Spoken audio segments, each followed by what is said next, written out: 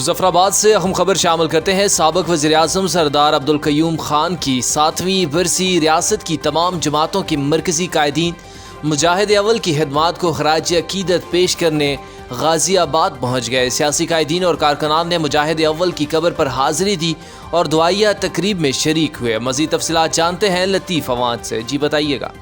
سابق صدر ریاست و وزیر اعظم مجاہد اول سردار عبدالقیوم خان کی 7ویں برسی ریاست کی تمام جماعتوں کی مرکزی قائدین مجاہد اول کی خدمات کو خراج عقیدت پیش کرنے کے لیے غازی آباد پہنچ گئے۔ سیاسی قائدین اور کارکنان نے مجاہد اول کی قبر پر حاضری دی اور دعائیہ تقریب میں شریک ہوئے۔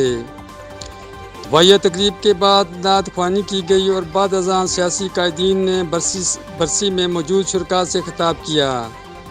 برسی کی تقریب میں وزیر اعظم آزاد کشمیر سردار تنویر الیاس خان، سابق وزیر اعظم راجہ فاروق حیدر خان، سابق وزیر اعظم سردار عبدالقیوم نیازی، اپوزیشن لیڈر چودھری لطیف اکبر، وزیر تعلیم دیوان علی چغتائی، ممبر اسمبلی امتیاز نسیم، سابق وزیر حکومت راجہ محمد یاسین خان، صدر مسلم کانفرنس مرزا شفیق جرال، مسلم کانفرنس کے مرکزی رہنما ثاقب مجید، حریت رہنما سید یوسف نسیم، میجر لطیف خلیق سمیت دیگر نے شرکت کی۔ برسی کی تقریب کی میزبانی سابق وزیر اعظم سردار عتیق احمد خان نے کی اور اسٹیج سیکرٹری کے فرائض بھی سابق وزیر اعظم نے خود انجام دیے۔ تقریب سے خطاب کرتے ہوئے وزیر اعظم آزاد کشمیر سردار تنویر الیاس خان نے کہا کہ ہماری خوش قسمتی ہے کہ ہم آج مجاہد اول کی برسی میں شریک ہیں۔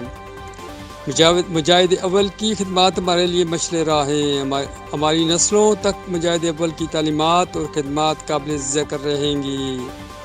سردار صغیر چغتائی مرحوم کی وجہ سے ہم مسلم کانفرنس کو ہمیشہ سپورٹ کرتے رہے اور مجاہد اول کی تربیت سردار صغیر چغتائی میں واضح نظر آتی تھی۔ انہوں نے کہا کہ 13ویں ترمیم کو ختم کرنے کا تصور بھی نہیں کر سکتے۔ لطیف عوان، حق نیوز، مظفرآباد، آزاد کشمیر۔